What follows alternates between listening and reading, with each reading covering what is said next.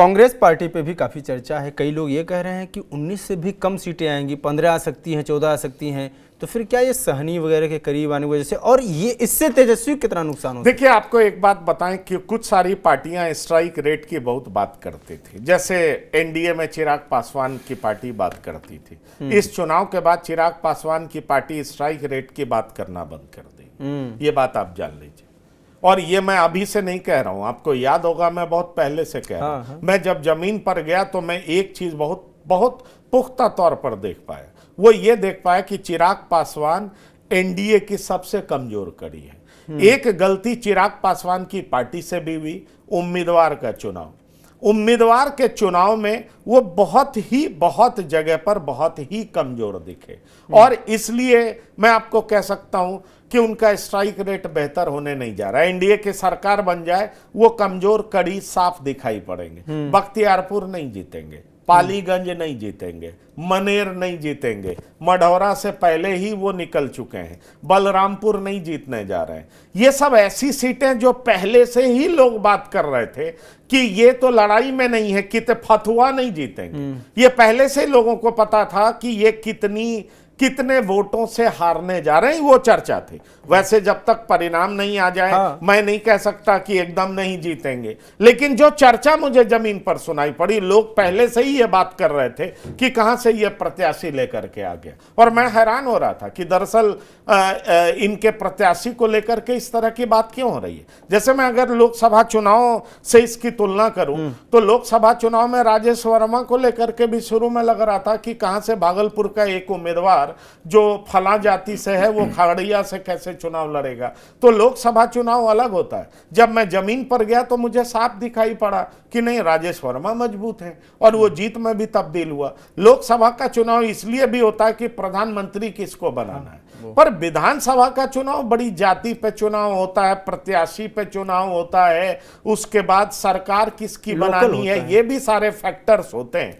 तो मैं आपको कह रहा हूं, अब जैसे देखिए मैंने बेगूसराय में देखा बखरी और ये आप साहेबपुर कमाल देख लीजिए, इनके दोनों प्रत्याशी बहुत शानदार हैं। दोनों ही काफी ज्यादा लोगों में लोकप्रिय हैं, बात करते हैं, जमीन पर दिखाई पड़ते हैं, दोनों का शानदार ट्रैक रिकॉर्ड है। उम्मीदवार का चुनाव बहुत शानदार था, लेकिन मुझे वहां पर साफ तौर पर दिखा कि एनडीए का आपसी कोऑर्डिनेशन बड़े लेवल पर मिसिंग है।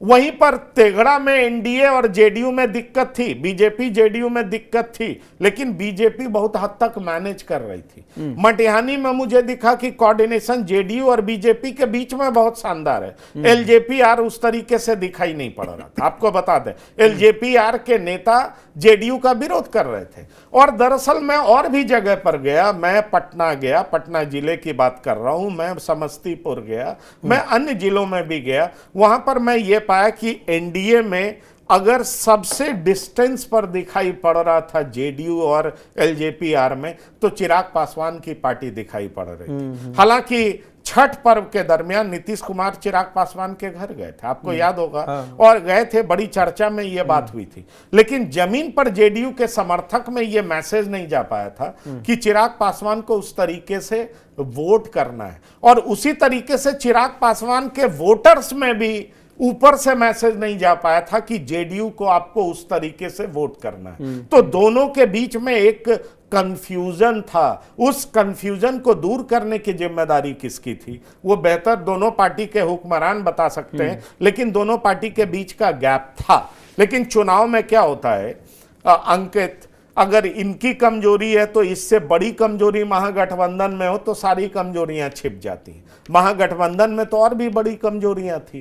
अरे भाई, ये तो औपचारिक तौर पर एक दूसरे के खिलाफ तो नहीं लड़ रहे थे ना, एक दूसरे के खिलाफ इनके उम्मीदवार तो खड़े नहीं थे ना, लेकिन 9 सीटों पर महागठबंधन में उम्मीदवार खड़े थे। अब आप जरा सोचिए कि कहलगांव की स्थिति क्या है, सुल्तानगंज की स्थिति क्या है, ऐसी सिकंदरा की स्थिति क्या है, जरा इन सब बछवाड़ा की स्थिति क्या है। कहीं पर कांग्रेस वर्सेस सीपीआई, कहीं पर कांग्रेस वर्सेस अदर पार्टी। अब ऐसे में सवाल उठता है, बेलदौर में आईपी गुप्ता की पार्टी के खिलाफ दूसरा दल खड़ा था। तो ऐसे में भले ही आप कहने को 9 सीटों पर एक दूसरे के खिलाफ खड़े हैं, लेकिन आपका पूरा केमिस्ट्री जो है 27 सीट पर 30 सीट पर खराब हो जाती है, रिपल इफेक्ट होता है और उसका परिणाम अगर इनके विरोध में आता है तो एक हार की बड़ी वजह ये भी होगी, ये बात आप जान लीजिए। और ये दिखाई पड़ी जिसकी चर्चा हम कर रहे हैं और मुझे लगता है यही बड़ी वजह है।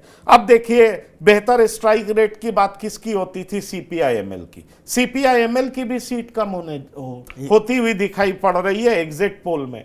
अब सीपीआईएमएल भी बेहतर स्ट्राइक की बात करती थी, अब उसका अगर परसेंटेज कम होता है तो आप कह सकते हैं उनके वोटों में सेंधमारी किसने किया, तो बड़े ही तरीके से, बहुत ही अच्छे तरीके से एनडीए ने कर दिया।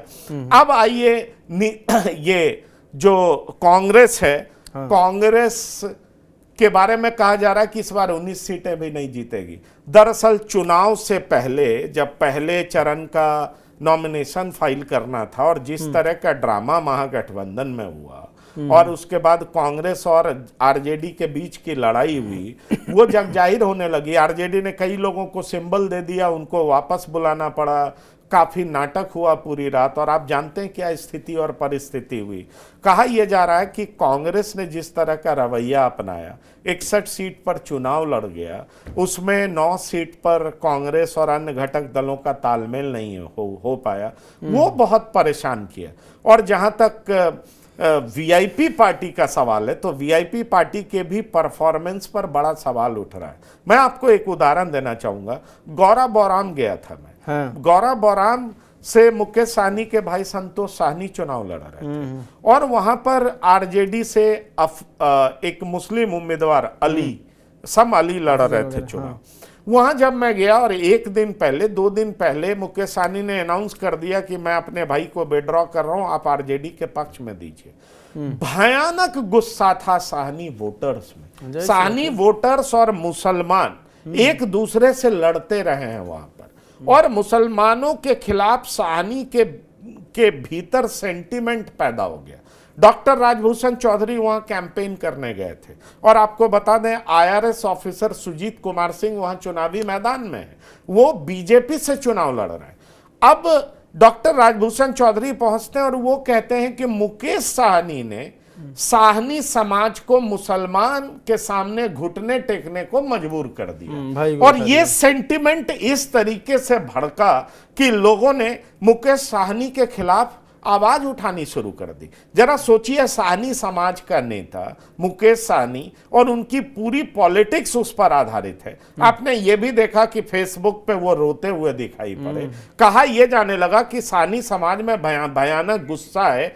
अब ये अगर वोटों में तब्दील नहीं होता और गौरा बौराम भी अगर सुजीत कुमार सिंह जीत जाते हैं तो आप समझिए कि मुकेश साहनी के घर में उनकी नहीं चली। उनके भाई जहां से चुनाव लड़ रहे थे उन्होंने विड्रॉ भी कराया लेकिन लोगों को पसंद नहीं आया, तभी तो ये बात होगी। इसलिए मैं आपसे कह रहा हूं कि ये जितने सारे पोलस्टर्स ने जो एग्जिट पोल दिया है, आप नतीजे देख रहे हैं और नतीजे देखने के बाद जो आपको दिखाई पड़ रहा है उससे एक बात तो आप समझ सकते हैं कि नीतीश कुमार का परफॉर्मेंस, उनके खिलाफ कहीं भी गुस्सा नहीं, साथ ही साथ बीजेपी की बैकिंग और ये जो जितने सारे फ्रीबीज, फ्री स्कीम्स, महिलाओं को बहुत ज़्यादा तवज्जो देना और ये सारे फैक्टर्स काउंट कर रहे हैं। इसलिए जनसुराज का चाहे वो नारा हो कि भाई तय कर लो तुम अपना भविष्य कैसे बनाते हो, ये सारी चीजें गायब हो गई, वो सीट में तब्दील होती हुई दिखाई नहीं पड़ रही हैं। तेजस्वी यादव ने महागठबंधन की तरफ से जोरदार चुनाव लड़ा,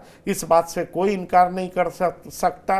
एज ए लीडर बहुत मैच्योर्ड हुए हैं, लेकिन उनके साथ कमजोर कड़ियां कई हैं। एनडीए में कमजोर कड़ी एक दिखाई पड़ती है, या आप कह सकते हैं कुछ कुछ पोलस्टर्स ने आरएलएम को भी दिया है कि 0 सीटें जीत रही हैं। इनके बारे में वो लोग कह रहे हैं कि 5 सीट जीतेंगे, लेकिन महागठबंधन में इनकी संख्या बहुत ज्यादा है। अगर माले को सीटें कम आती है तो भला तब क्या हो सकता। माले तो जोरदार घटक दल माना जा रहा था। कांग्रेस अगर 19 से भी 13 पर पहुंच जाती है तो फिर इसका क्या उपाय है। जरा सोचिए, वीआईपी 13 सीट में 0 पे पहुंच जाती है या 1-2 पे पहुंचती है तो बताइए इसका क्या फायदा हुआ। जबकि एक बात सच है कि वीआईपी के वोटर्स का एक तबका महागठबंधन को वोट किया है, वोटों में तब्दील हुआ, इस बात से कोई इनकार नहीं कर सकता। आईपी गुप्ता के वोटर्स बड़े पैमाने पर महागठबंधन में गए, इस बात को आप जान लीजिए। बड़े पैमाने पर अगर जाति पर सबसे बड़ी पकड़ किसी नेता की दिखाई पड़ी है तो आईपी गुप्ता की दिखाई पड़ी है। उनके वोटर्स बड़ी संख्या में गए, पर आईपी गुप्ता नए खिलाड़ी हैं, नव सृजित हैं, अभी उनके बारे में लोग जानेंगे, लेकिन उनका जो वोटर तांती तत्व है वो आप बहुत सारी सीटों पर देखेंगे वो प्रभावशाली दिखा है, आईपी गुप्ता के पक्ष में दिखा है और महागठबंधन को फायदा हुआ है।